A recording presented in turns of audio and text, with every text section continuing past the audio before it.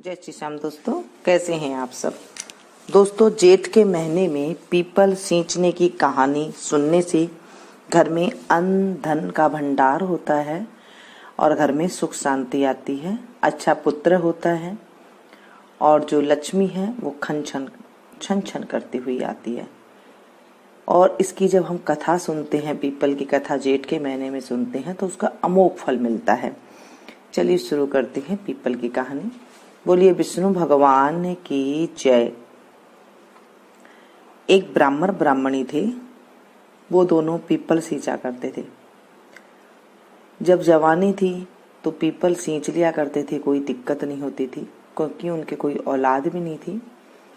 और जब बाद में बुढ़ापा आ गया तो जब पीपल सींच के फिर भगवान को भोग लगाया करती, बामनी तो थक जाती थी। यूं कहती थी कि अगर घर में बहू हो तो मैं ये पूजा पाठ आराम से कर लूं, क्योंकि पीपल सींचने जाती तो वो 5 कोस दूर था, फिर जाते फिर आते थे दोनों। पूरी जिंदगी उन्होंने पीपल जो है सींचा। विष्णु भगवान का नाम लिया करते थे, लक्ष्मी माता का नाम लिया करते थे। बूढ़ी माई उदास रहने लगी बामणी, तो ब्राह्मण देवता ये देखकर बहुत ही मन में ये करते थे कि इसको कैसे ठीक करा जाए। ब्राह्मणी कहती कि कोई बहू ले आओ, और ब्राह्मण देवता हमेशा कहते कि बेटा बिना बहू कैसे ले आऊं। तो ब्राह्मणी कहती कि अपने पास तो इतनी धन संपत्ति है, आप कुछ ना कुछ करके ले आओ। तो ब्राह्मण देवता के मन में कुछ आया और उन्होंने कुछ आटा डलवाया, एक पोटली बनाई और उसमें 4 सिक्के सोने की जो मोहर होती है ना, वो डलवा दी। चलते गए, 1 गांव गई, 2 गांव गई, 3 गांव गई। चौथे गांव में उन्होंने देखा कि 4-5 लड़कियां खेल रही है, तो वो उनके पास जाकर बैठ गया। देखा कि सारी लड़कियां घर बना रही है मिट्टी का और फिर पानी से भवा रही हैं, तोड़ रही हैं। उस घर को तोड़ दिया, बना लिया, पानी से भवा दिया। एक लड़की उसने घर बनाया तो सबने कहा तू भी तोड़। उसने कहा ना भाई, मैं तो घर नहीं तोड़ती, क्योंकि घर बहुत मुश्किल से बनता है, मैं इसे नहीं तोड़ूंगी। तो ब्राह्मण ने देखा ये लड़की बड़ी सियानी है, तो उसके पीछे पीछे हो लिए।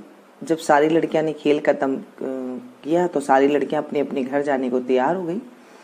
तो सारी तो अपने घर चली गई। जब वो लड़की के पीछे पीछे गया और बोला तुम किस जात से हो, तो उसने कहा हम भी ब्राह्मण के घर से ही हैं। तो फिर ब्राह्मण देवता ने कहा कि मैं 2 दिन से भूखा हूँ और बेटा तू मुझे खाना खिला दे, क्योंकि मैं ब्राह्मण के घर का ही खाना खाता हूँ। तो उसने कहा चलो घर पे, अगर मेरी माँ ने नहीं खाना खाया होगा तो मैं आपको खाना खिला दूंगी। घर पे गई तो माँ को कहा कि माँ ये ब्राह्मण देवता आए हैं और ये 2 दिन से भूखे हैं, इन्हें भोजन दे दो। माँ ने कहा बेटा मैंने तो खाना खा लिया और अपने घर में कुछ है नहीं जो कि मैं खाना खिला दूं, आटा भी नहीं है जो कि मैं ब्राह्मण देवता को पोक के खिला दूं। तो लड़की ने कहा कि हमारे घर में तो आटा ही नहीं है, हम आपको भोजन कहाँ से कराएं। तो ब्राह्मण ने कहा कि मेरे पास आटा है, सिर्फ मुझे बना करके दे दो, क्योंकि मैं बहुत भूखा हूँ और 2 दिन से मैं भूखा हूँ। पर आटा ले जा और आटा को छान लेना। उसकी माँ ने कहा चलो ठीक है। आटा ले लिया और चलनी से छानने लगी। छानी तो उसमें 4 मोहरे सोने के निकली, सोने के सिक्के होते हैं वो निकले। तो उसने कहा, उसकी मम्मी ने कहा कि आप बेटा ये मोहरे जाके पंडित ब्राह्मण को दियाओ। तो वो लड़की गई देने के लिए, तो उन्होंने कहा कि नहीं भाई, हमारे घर में तो बहुत धन संपत्ति है, आप ये रख लो। पता नहीं इधर उधर कहीं रख देते हैं, खूब धन संपत्ति है, जिसमें चाहो उसमें रख देते हैं, आप ये रख लो। उन्होंने रख लिया। इतनी देर में ही जो है लड़की के पिता भी आ गया, बातचीत की, खाना खाया, बैठे। फिर ब्राह्मण को पता लगा कि ये तो बहुत पैसे वाले हैं, मोहर रुपया वाले हैं, सोने वाले हैं। तो पूछा ब्राह्मण देवता आप आगे कहाँ जा रही हैं। ब्राह्मण ने कहा कि मेरे बेटे की सगाई करने के लिए मैं जा रहा हूँ। बेटा मेरा काशी जी पढ़ने गया हुआ है और 12 बरस बाद आएगा। तो ब्राह्मण देवता के मन में, लड़की के पिता के मन में जो है जिज्ञासा जाग गई कि मेरे तो लड़कियां हैं और ये इतने पैसे वाले घर में जो है मेरी बेटी का रिश्ता हो जाए। उन्होंने कहा ब्राह्मण देवता अगर आप चाहें तो मेरी लड़की है, आप उस लड़के के साथ विवाह आपके लड़के के साथ विवाह कर दूं मैं। ब्राह्मण देवता राजी हो गए, 1.25 रुपया नारियल दिया और बेटी को तिलक लगाया, सगाई पक्की हो गई। और कहा देखो कि मेरा बेटा 12 बरस बाद आएगा। कहा कोई बात नहीं, आप कर लें। घर में आए, फिर घर में थोड़ा दिन बीत गया तो ब्राह्मणी ने कहा कि फटाफट ब्याह करके ले आओ।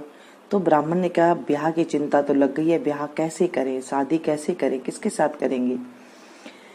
कहने लगे खांडा के साथ शादी कर देंगे, बात कर लो। ब्राह्मण देवता फिर से गए तो उन्होंने कहा कि भाई मेरा बेटा तो 12 बरस बाद आएगा और आप चाहो तो खांडे के साथ आपकी बेटी का ब्याह कर दो।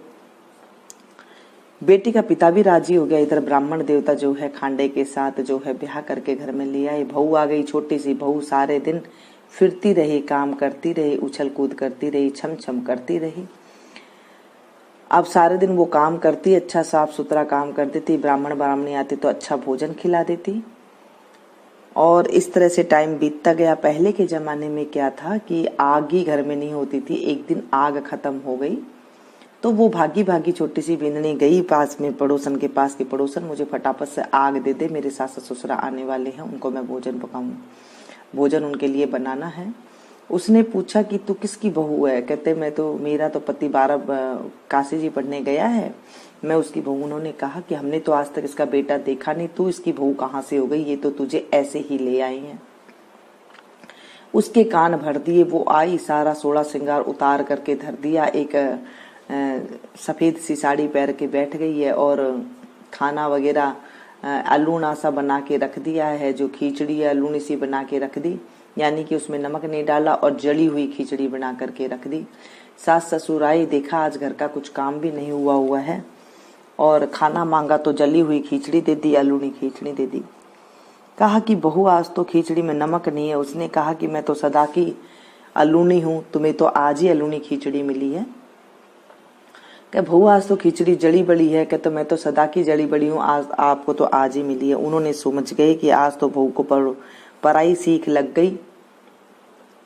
कुछ नहीं बोले, बेचारी चुप करके बैठ गई। पता है कि बगैर बेटे के बहू लेकर के आई, अब क्या करें, अब किसको तो पता लग गया, अब क्या करें इस बात का। दूसरे दिन जब जाने लगे तो बहू ने पूछा कि आपने मुझे 6 कोठे की ताड़ी तो दे रखी है, 7वें कोठे की तो ताड़ी दे ही नहीं रखी, मैं कौन सी बहू हूँ आपको। तो नहीं बेटा, हमने तो ऐसे ही नहीं दी, उसमें क्या देखेगी जा करके। कि नहीं, मुझे तो 7वें कोठे की चाबी चाहिए। सास ससुरा ने उसको चाबी दे करके चले गई। बेचारे पीपल सींचने के लिए विष्णु भगवान का नाम लेते रही, लक्ष्मी माता का नाम लेते रही, हे विष्णु भगवान हमारी अब रक्षा कर, अब हम क्या करेंगे। जैसे ही सासू ससुरा गए तो बहू फटाफट ऊपर चढ़ करके गई और सारे कोठे देखे तो सब में किसी में हीरा भरा पड़ा है, किसी में जेवरात भरे पड़ी है, खूब धन दौलत भरा पड़ा है। 7वां कोठे की ताला जैसे ही खोला तो उसमें देखे कि विष्णु भगवान लक्ष्मी माता बैठी हुई हैं, पीपल का पेड़ लगा हुआ है और एक कंवर सुंदर सा लड़का, बहुत सुंदर सा लड़का वहां बैठ करके भगवान की पूजा कर रहा है। कंधे पे एक तौलिया है और कथा कर रहा है। पूछा तू कौन है। कहने लगा कि मैं तो तेरा पति हूँ। कहले मेरा पति कहाँ है, वो तो पढ़ने गया है काशी जी। कहते नहीं, मैं काशी जी से पढ़ने के बाद मैं यहाँ पर कुछ दिन रहता हूँ और उसके बाद मैं अपने माता पिता से मिलता हूँ। 12 बरस बाद मैं आने के बाद फिर मैं 12 बरस हो जाएगा तो फिर मैं मेरे माता पिता से मिल लूंगा। अब उससे रहा ना जाए, वो फटाफट आई, अपने सारे कपड़े पहने ओढ़े और उसके बाद जाके 16 श्रृंगार किया और फटाफट सारा घर का काम किया, अच्छा अच्छा भोजन बनाया और फिर फटाफट देखती गई कि कैसे सास ससुरे आए, कद मैं बात करूं, कब ससुरे आए, कब सास आई। आने के बाद सास ससुरे आई, थके आ रही तो कहने लगी आओ सासू जी आपके जू काढ़ूं। कि नहीं बहू, थके आ रहे आए हैं। तो ससुरा जी ने कहा कि ब्राह्मण देवता ने कहा कि कड़वा लो, नहीं तो ये फिर नाराज हो जाएगी। जू काटने लगी। कहते बताओ कि आप कहाँ जाते हो। उन्होंने कहा कि हम पीपल सींचने जाते हैं, 5 कोस दूर पीपल देवता है, वहां पर हम विष्णु भगवान लक्ष्मी जी की पूजा करके आते हैं। तो कहने लगे आप इतनी दूर क्यों जाते हो, अपने तो घर में ही है। ब्राह्मणी बोली कि बिंदनी घर में छोड़िए, तो गांव में ही नहीं है। बोले नहीं चलो। आगे आगे बहू, पीछे पीछे सासू भाग भाग के गए। देखे तो 7वां कोठे की चाबी खोली तो देखे तो उसमें विष्णु भगवान लक्ष्मी माता बैठी है, पीपल दे का पेड़, एक बड़ा सारा पीपल का पेड़ है, उसके नीचे एक बहुत सुंदर सा लड़का बैठा हुआ है, कथा कर रहा है, पूजा पाठ कर रहा है। कहता तू कौन? बोले मैं आपका बेटा। बोले हमारे तो कोई बेटा ही नहीं। बोले नहीं, विष्णु भगवान ने आपका बेटा दिया है माता। गदगद हो गए विष्णु भगवान ने हमारी सुन ली। दोनों ब्राह्मण ब्राह्मणी गदगद हो गए और भगवान से आशीर्वाद लेने लगी और भगवान की जो है आराधना करने लगे कि हे भगवान, आपने हमारी ऐसी रक्षा करी। बोले मैं माँ जान जाऊंगी, बेटा ये जान जाएगी, लेकिन सारी दुनिया कैसे जानेगी। दूसरे दिन लोहे का आंगी पहन ली माँ ने। बेटा नदी के इस पार खड़ा हो गया, माँ उस पार खड़ी होगी। लोहे की आंगी में से ही दूध की धार बेटे के मुंह में चली गई। सारे गांव में हेला फेर गया कि सब कोई विष्णु भगवान की पूजा करना, जेठ के महीने में पीपल जरूर सींचना, इससे इतना ज्यादा धन दौलत आता है, सुंदर सा लड़का आता है घर में, सुंदर सी बहू आती है, अन्न धन से घर का भंडार भरा रहता है। हे पीपल देवता, जो आपको पढ़े सुने और सुनावे उसके घर में भी अन्न धन का भंडार देना। ऐसे ये कथा का महात्म है। पीपल सींचते टाइम पे दोस्तों एक चीज का ध्यान रखना चाहिए हमें कि हमें सुबह सूर्य उदय से पहले अगर हम पीपल सींच लेते हैं तो बहुत अच्छा होता है, क्योंकि सूर्य उदय के बाद पीपल को नहीं सींचना चाहिए। द्वादशी के दिन पीपल को नहीं सींचना चाहिए। शुक्रवार के दिन भी जो है पीपल को नहीं सींचना चाहिए। अगर आप शाम को सींच रहे हैं तो 6 बजे के बाद, आप गर्मी है तो उसके बाद आप जो है उसकी पूजा, जो दीपक जलाया जाता है वो आप कर सकते हैं।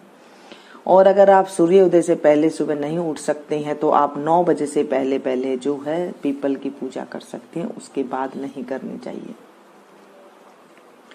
पीपल सींचने के कई नियम होते हैं। पीपल सींच करके उसमें रोली, चावल, दीपक जलाते हैं, अगरबत्ती, धूप, दीप सारी करें, फेरी देवें तो उसका हमें बहुत लाभ होता है। जेठ के महीने में जब पीपल की कहानी रोज सुनी जाए तो उसका भी बहुत ही अमोघ फल मिलता है हम लोगों को।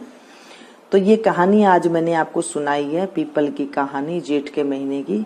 पसंद आई तो प्लीज एक लाइक जरूर दें, इससे मेरा हौसला बढ़ता है और आगे इसे जरूर ज्यादा शेयर करें, क्योंकि जो पढ़ता है, सुनता है और सुनाता है उसे भी जो है घर में अन्न धन भंडार भरा रहता है। उसके बहुत सुंदर पुत्र पैदा होता है घर में और बहुत सुंदर जो है अच्छी बहू घर में आती है, धन दौलत लेकर के आती है, ऐसा कहा जाता है, हमारे ग्रंथों में लिखा हुआ है। मिलती हूँ मैं फिर से एक नई कहानी के साथ।